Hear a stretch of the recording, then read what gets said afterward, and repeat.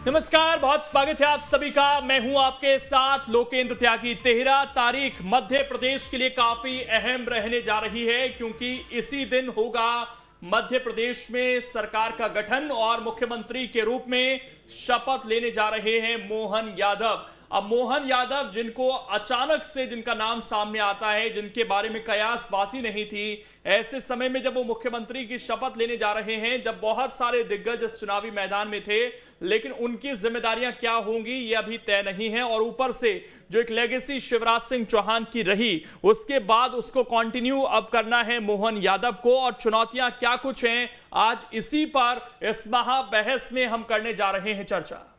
बिल्कुल, नमस्कार, मैं हूं आपके साथ प्रगति शर्मा। आज 23 की टक्कर में हम इन सभी बिंदुओं पर बात करने वाले हैं। कल का दिन बेहद ही अहम रहेगा। मुख्यमंत्री कौन होगा ये साफ हो गया है, लेकिन अब क्या कुछ चुनौतियां मोहन यादव के सामने खड़ी होने वाली है और किस तरीके से इन चुनौतियों को वो टैकल करेंगे, आज इसी पर बातचीत होगी। बिल्कुल, ये जो टेबल इस वक्त चल रही है, ये विधानसभा का गेट, यहीं से एंट्री होनी है उन तमाम लोगों की जो जीत कर आए हैं। और देखना यही है प्रगति कि उनमें से कौन वो चेहरा होगा जो यहां पर मंत्री के रूप में एंट्री करेगा। क्योंकि हमें मुख्यमंत्री की तस्वीर पता है, हमें यह पता है कि डिप्टी सीएम कौन होने जा रहे हैं, हमें यह पता है कि स्पीकर कौन होने जा रहे हैं, लेकिन जो कैबिनेट के लोग हैं वो अभी तय नहीं है। लेकिन चुनौतियों का हम जिक्र कर रहे थे, क्योंकि अब लोकसभा का चुनाव भी है इसके ठीक बाद, और भारतीय जनता पार्टी के बारे में कहा जाता है कि वो हमेशा चुनावी मोड में ही रहती है। तो ऐसे में सवाल यही है कि क्या कुछ चुनौतियां, ये देखिए चुनौतियां हम बात करते हैं नए सीएम के सामने, क्या कुछ चुनौतियां हैं मोहन यादव के सामने।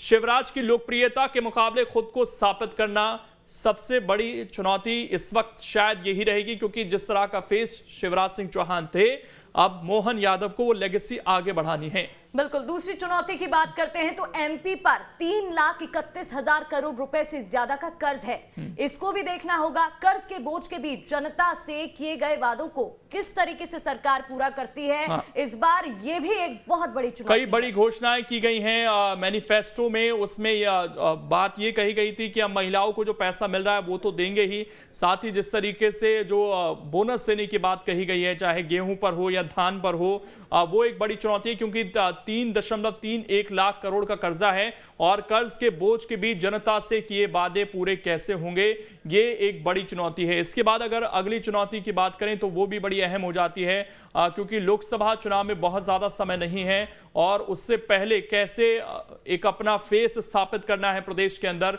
और कैसे ये दिखाना है कि हाँ, ये जो सरकार है जिस पर बहुत सारी उम्मीदें हैं उसने वो डिलीवर किया है। तो 6 महीने बाद लोकसभा का चुनाव है, और ये समय भी बड़ा क्रूशियल हो जाता है। बिल्कुल, तो ये वो सारे मुद्दे हैं जिन पर आज बातचीत होगी, और ये वो चुनौती हैं जो कहीं ना कहीं सरकार के सामने इस बार आने वाली है। बिल्कुल, और इसी पर चर्चा करेंगे। देखिए, खास मेहमान भी हमारे साथ जुड़ेंगे, क्योंकि हम चुनौतियों की बात कर रहे हैं। और हमारे साथ आपको बता दें कि चैतन्य भट्ट जी हैं, राजनीतिक विश्लेषक हैं। इसके अलावा मिलन भार्गव जी हैं, प्रवक्ता हैं बीजेपी के, और सत्य प्रकाश शर्मा जी हमें ज्वाइन करेंगे। मिलन भार्गव जी अभी नहीं है, उनसे भी हम जुड़ने की कोशिश करेंगे। लेकिन चैतन्य भट्ट जी, सबसे पहले ये बताइए कि ये जो कार्यकाल रहने जा रहा है मोहन यादव का, क्या आपको लगता है क्या बहुत आसान इस मेजॉरिटी के बाद, या बहुत मुश्किल जिस तरह की मैनिफेस्टो रखा गया जनता के सामने? ये जो नई सरकार आई है, निश्चित रूप से उसके सामने बहुत सारी चुनौतियां हैं।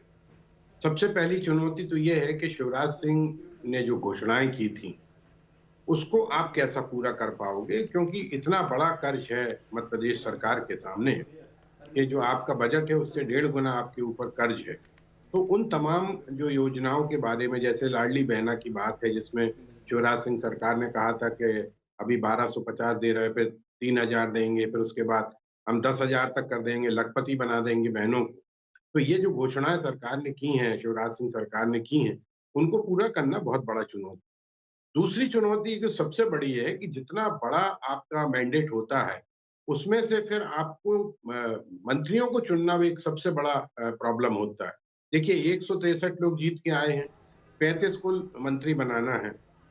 अब उसमें से आप 163 में से 35 घटा दें तो करीब 128 के आसपास लोग बचते हैं। उसमें से आप 20-25 को मंडल में, निगम में, प्राधिकरणों में भी एडजस्ट कर लोगे, तो बाकी 100 लोगों के सामने बड़ी दिक्कत है। जी हाँ, बोलिए। जी जी, हाँ नहीं आप बिल्कुल। अपनी बात रख तो सकते हैं। 100 लोग जो हैं वो उनको कैसे एडजस्ट करोगे आप? क्योंकि हर व्यक्ति की महत्वाकांक्षा है, वो जीत के आया है तो उसकी महत्वाकांक्षा। तीसरी एक सबसे बड़ी जो चुनौती है, वो ये है कि मोहन यादव से बड़े-बड़े सीनियर व्यक्ति जो हैं, वो विधायक का चुनाव जीत के आए हैं, चाहे वो प्रहलाद पटेल हों, चाहे कैलाश विजयवर्गीय जी हों, चाहे आपके उदय राव हों, चाहे रीति पाठक हों। ये तमाम लोग बहुत सीनियर हैं और बहुत लंबे समय से राजनीति में हैं। केंद्रीय मंत्री भी रहे हैं, सांसद भी रहे हैं। उनको आप कैसे एडजस्ट कर पाओगे? किन पदों पे उनको बैठाया जाएगा?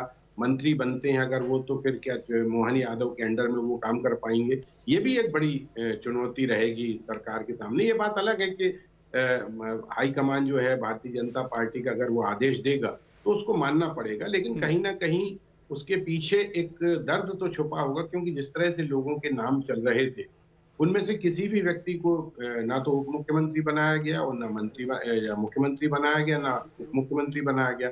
एकदम से नए आम जो नाम जो सामने आए, ये तय था ये कई डिबेट में भी मैंने ये कहा कि जो भारतीय जनता का हाईकमान है, वो इस तरह के अप्रत्याशित और चौंकाने वाले निर्णय लेता है।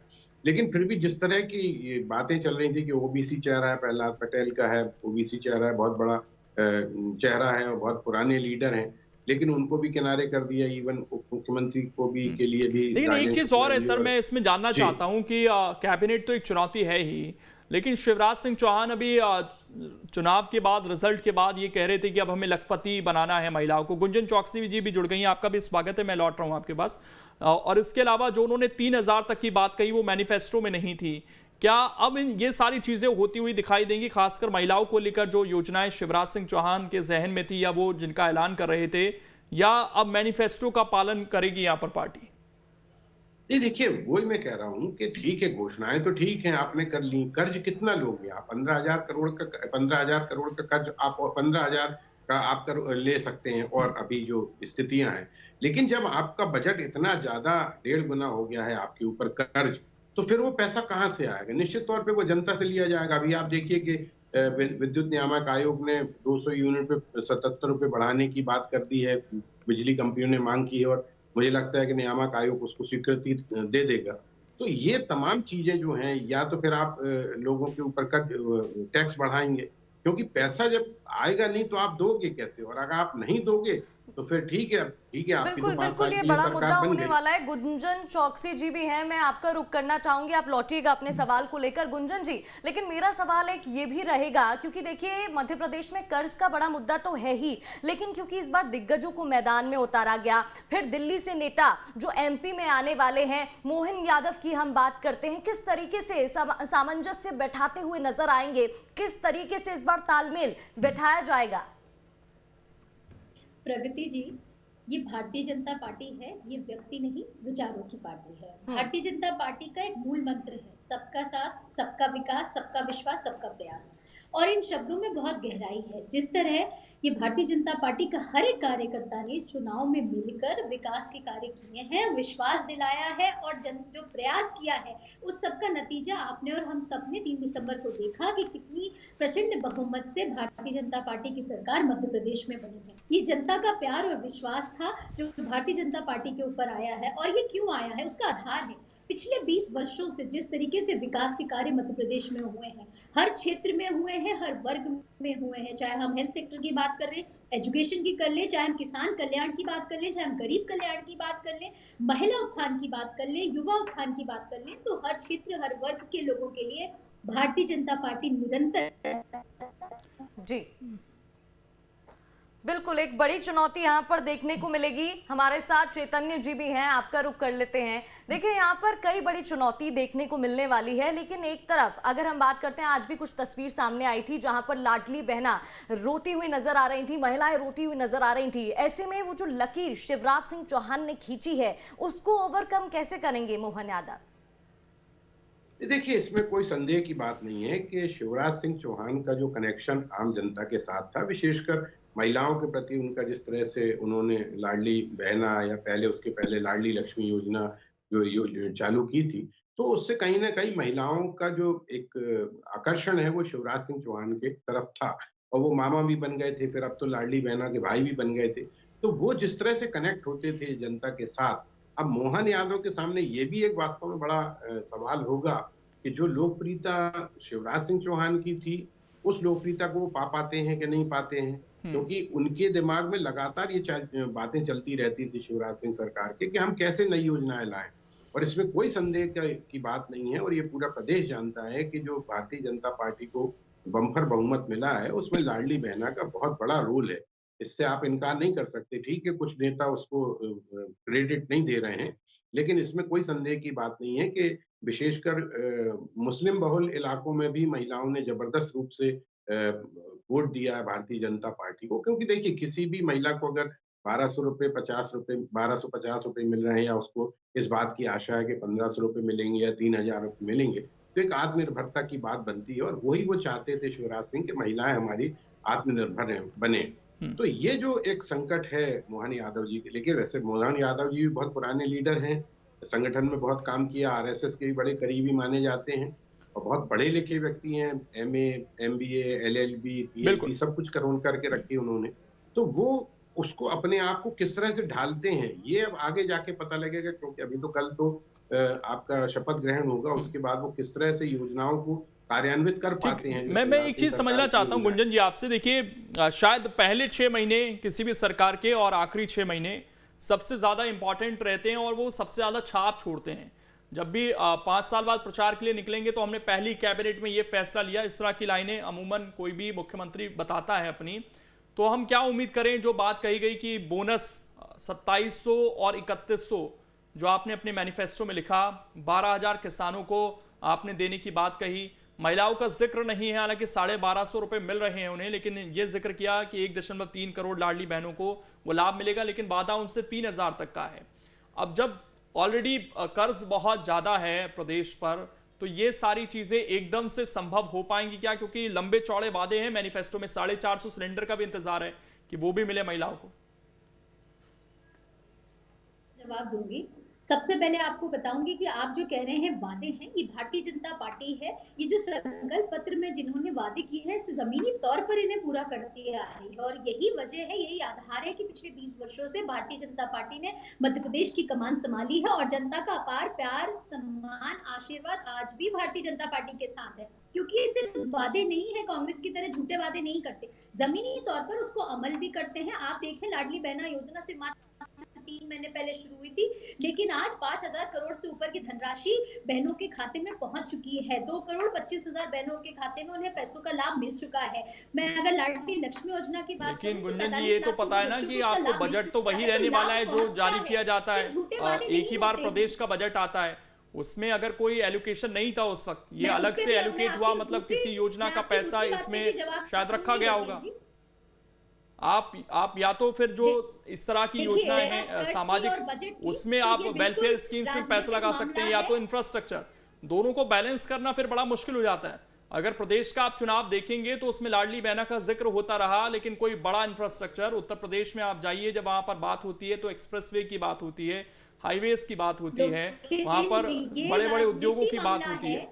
आप वेलफेयर स्कीम्स पर पूरा अगर केंद्रित कर देंगे तो क्या वो किसी प्रदेश की आर्थिक स्थिति के लिए ठीक रहेगा? मैं तो वो जानना चाहता हूँ, क्योंकि प्रधानमंत्री खुद इस फ्री बीज के खिलाफ बात कर चुके हैं। जवाब जी, लेकिन जब आप सुने, मैं आपने जो सवाल किया मैं उसको पूर्ण तरीके से समझ चुकी हूँ। अब उसका जवाब मैं आपको देना चाह रही हूँ। देखिए, जो कर्ज की बात कर रहे हैं, ये राजनीतिक मामला है, यही भारतीय जनता पार्टी की ताकत है। हम कर्ज के नाम पे कांग्रेस की तरह रोना नहीं जानते हैं, हम जनता का विकास कर रहे हैं, जनता की सेवा में कार्य कर रहे हैं। मैं उसका उदाहरण दूंगी। जब मनमोहन सिंह जी की प्रधानमंत्री थे केंद्र में, तब विकास राशि मध्य प्रदेश को मात्र 12,000 लाख करोड़ रुपए पहुंचती थी। लेकिन जब नरेंद्र मोदी जी प्रधानमंत्री बनकर आए केंद्र में, तब आज डबल इंजन की सरकार ने मिलकर जो विकास राशि आती है मध्य प्रदेश को, वो 1.25 लाख करोड़ के आसपास आती है। तो अब मैं फर्क आपको बताना चाह रही हूँ कि जो विकास की दर है, ये राजनीति की जनता तक जो सेवाएं हैं, जनता का जो विकास है, वो निरंतर जारी है, और उसमें किसी भी चीज की रोक रुकावट नहीं है। ये कांग्रेस का रोना होता है कर्ज को लेकर, इसलिए वो जनता तक ना लाभ पहुंचाते हैं, ना कुछ पहुंचाते। ये डबल इंजन की सरकार है। बिल्कुल, लेकिन देखिए गुंजन जी, बार बार तो कहा यही जा रहा है ना कि बैलेंस तो उतना है, तो फिर किस तरीके से बैलेंस बनाया जाएगा, ये बड़ा सवाल है। चैतन्य जी, आपका मैं रुख करना चाहूंगी। एक सवाल मुझे लगता है लोकेंद्र यहाँ पर यह भी होगा, क्योंकि देखिए कहीं ना कहीं 18 साल की जो भारतीय जनता पार्टी की सरकार रही और फिर ये 5 साल, क्योंकि नए चेहरे यहाँ पर देखने को मिलने वाले हैं, गुजरात फॉर्मूला कहीं ना कहीं यहाँ पर भी अपनाया जाएगा ये भी कहा जा रहा है, तो कहीं कंपैरिजन यहाँ पर देखने को तो नहीं मिलेगा कि 18 साल वर्सेस 5 साल?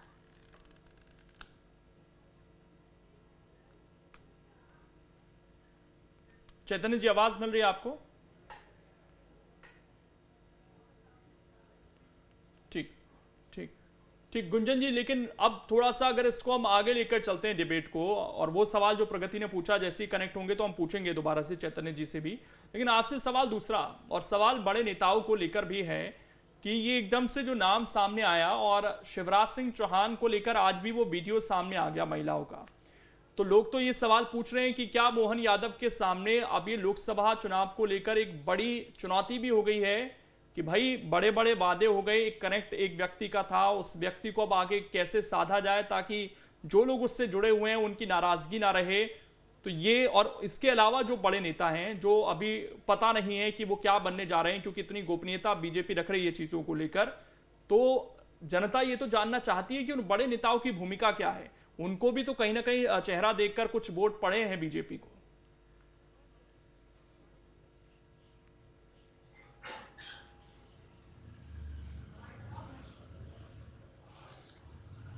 गुंजन जी, ऑडियो मिल रहा है आपको मेरा? ठीक, सत्यप्रकाश शर्मा जी जुड़ गए हैं, गुंजन जी से भी कनेक्ट नहीं हो पा रहे हैं, लेकिन सत्यप्रकाश शर्मा जी बहुत स्वागत है आपका चर्चा में। और मध्य प्रदेश को कल ऑफिशियली सीएम मिल जाएंगे, शपथ ग्रहण हो जाएगा। आज बात हम चुनौतियों की कर रहे हैं सर, आपकी नज़र में खासकर अगले 6 महीने, क्योंकि किसी भी सरकार के लिए पहले 6 महीने बड़े इंपॉर्टेंट हो जाते हैं, क्या आपको लगता है कि बहुत चैलेंजिंग है? खासकर जिस तरह का मैनिफेस्टो है उसमें बड़े बड़े दावे किए गए हैं, बहुत सारी फ्रीबीज की बात है, एजुकेशन को लेकर बात की गई है, महिलाओं के वेलफेयर स्कीम्स हैं, सिलेंडर 450 की बात है, तो ये क्या बजट जिस तरह का है, मध्य प्रदेश में कर्जा जिस तरह का है, क्या एक चुनौतीपूर्ण स्थिति रहने वाली है? देखिए लोकेंद्र जी, आपने बिल्कुल बहुत अच्छा प्रश्न पूछा है। मध्य प्रदेश में बीजेपी ने इवन तीनों राज्यों में कुछ ऐसी घोषणाएं की हैं जिनका फुलफिल करना तभी संभव नजर आता है जब फंड्स की स्थिति बहुत बेहतर हो, क्योंकि ये भी वादा है कि 3,000 तक लाडली बहनों को पैसा देना, मंथली कितने हजार करोड़ रुपए जाता है ये आपको पता है।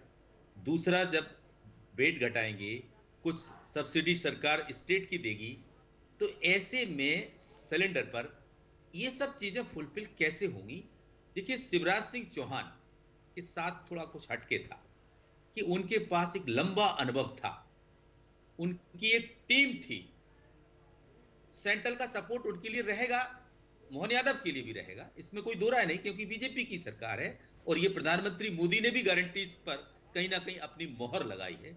तो फंड की स्थिति भी शायद उतनी खराब नहीं होगी, उनको ये सेंटर का सपोर्ट तो मिलेगा, लेकिन एक एक्सपीरियंस्ड और एक लो एक्सपीरियंस, हम ये कह सकते हैं वो 3 टर्म के एमएलए हैं, लेकिन एक चीज तय है कि वो पढ़े लिखे भी बहुत हैं, एमबीए भी हैं, एलएलबी भी हैं, पीएचडी भी हैं, कई सब्जेक्ट्स में एमए हैं, यानी कि आज के पॉलिटिशियंस में अगर देखा जाए मध्य प्रदेश में तो वो हाईएस्ट पढ़े लिखे पॉलिटिशियन नजर आते हैं। तो कहीं ना कहीं उनका वो जो ज्ञान है, साथ ही उनका थोड़ा सा 3 साल का मिनिस्टर का अनुभव, वो भी काम आएगा। लेकिन चैलेंजेस तो बड़े हैं, नो डाउट, इन सबको कहीं ना कहीं एक एक्सपीरियंस आदमी हैंडल कर सकता है।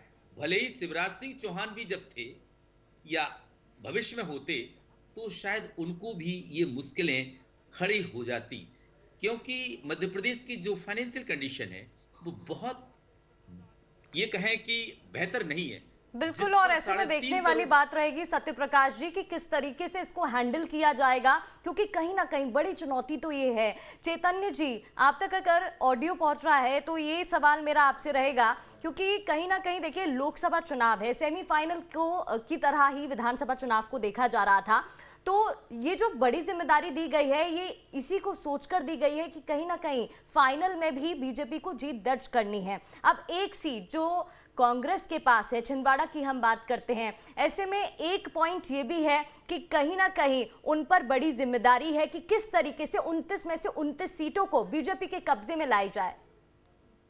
ये देखिए, ये तो शिवराज सिंह चौहान ने कहा था कि मेरा जो प्रयास होगा वो सबसे पहले ये होगा कि जो पूरे 29 कमल की जो माला है वो मोदी जी के गले में पहना दूं। लेकिन अब शिवराज सिंह तो फिल्म में है नहीं, पर्दे पे से बाहर हो गए हैं।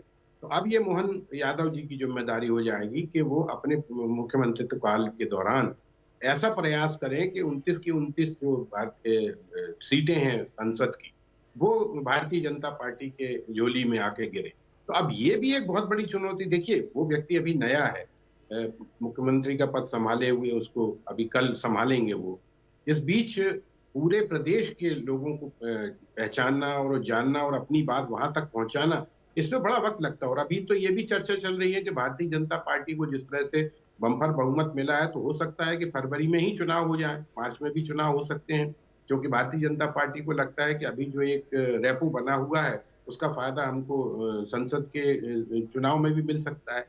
तो इस तरह की बहुत सी बातें। बिल्कुल। और ऐसे में किस तरीके से काम किया जाएगा, ये भी एक बड़ा सवाल है। गुंजन जी, आप बताइएगा, क्योंकि देखिए मालवा निवाड़ की तो बात कर ही रहे हैं कि कहीं ना कहीं इसे साधने की कोशिश की गई है, लेकिन अब जिम्मेदारी पूरे प्रदेश की है, तो हर एक संभाग को भी साधना होगा। ये भी एक बड़ी जिम्मेदारी आ जाती है, ये भी एक चुनौती है। देखिए प्रगति जी, यही शक्ति है भारतीय जनता पार्टी की। ये जो सामूहिकता है, जो परिवार रूपी भारतीय जनता पार्टी का हर एक कार्यकर्ता अपने अपने कार्य में कार्यरत है और पूरी निष्ठा से, पूरी ईमानदारी के साथ जिसका जो दायित्व होता है उसे ये दायित्व मिला जाता है। और ये भारतीय जनता पार्टी की विशेषता है कि यहाँ पे चाहे एक छोटा कार्यकर्ता हो या एक वरिष्ठ मंत्री, सबका अपना प्यार है, सबको सम्मान है, सबकी अपनी जगह है और सबका अपना दायित्व है। और ये हर एक छोटा सा कमेंट ले लेता हूं मैं, क्योंकि समय कम है। सत्यप्रकाश शर्मा जी, क्या यहाँ पर बेहतर स्थिति ये भी रहेगी कि जो लोग जीत कर आए हैं अब एकदम से नई टीम खड़ा करना, जैसा कि अभी हमें लग रहा है, वो ज्यादा बेहतर होगा, या जो लोग जीत कर आए हैं अब उनके अनुभव का इस्तेमाल किया जाए, उनको भी टीम में साथ लेकर चला जाए, जैसे कभी MS धोनी ने सचिन, राहुल द्रविड़, इन सबको साथ लेकर चले थे और 2011 में वर्ल्ड चैंपियन भी बनाया था? ये आपने बहुत अच्छा सवाल पूछा लोकेश जी। देखिए, जब मुख्यमंत्री नए हों तो टीम अगर पुरानी हो, तो आपने देखा हो कि छोटे उम्र का राजा भी अगर उसके मंत्री पुराने रहते हैं तो उनके सहारे उसकी नैया पार हो जाती है। देखिए, सबसे बड़ा चैलेंज लोकसभा के इलेक्शंस हैं। अपनी जो प्रोमिसेस हैं भारतीय जनता पार्टी को, उनको फुलफिल करना है। रीजनल बैलेंस, कास्ट बैलेंस, ये सब बिठाना है। तो अगर भारतीय जनता पार्टी अपना अजूबा निर्णय, जैसा कि 3 राज्यों में अभी मुख्यमंत्री बनाकर लिया है, या फिर गुजरात में जो लिया था, कहीं ऐसा ना ले ले, तो शायद वो चीजें उतनी आसान नहीं रहेंगी। लेकिन एक चीज मैं बार बार कहूंगा कि 2019 के जनरल लोकसभा इलेक्शंस में आपने देखा कि मध्य प्रदेश, छत्तीसगढ़, राजस्थान में भारतीय जनता पार्टी की सरकार नहीं थी, लेकिन जीत भारतीय जनता पार्टी की जबरदस्त थी। 25 की 25, 29 में से 28, 11 में से 9, यानी कि ये चीज जो दिखती है, तो उस पर मुझे लगता है स्टेट गवर्नमेंट का बहुत बड़ा इंपैक्ट पड़ेगा नहीं, क्योंकि वो सब जो चुनाव होगा उसमें लोग सिर्फ मोदी का चेहरा भारतीय जनता पार्टी में देखेंगे। चलिए सर, तो समय इतना ही है, माफी के साथ मैं आपको रोक रहा हूं। बहुत शुक्रिया आप तीनों का जुड़ने के लिए और इस चर्चा का हिस्सा बनने के लिए। तो बहुत सारी चुनौतियां, जाहिर बात है, प्रगति रहने वाली हैं और उनसे मोहन यादव कैसे ऊपर ओवरकम होकर आते हैं, ये देखने वाली बात होगी।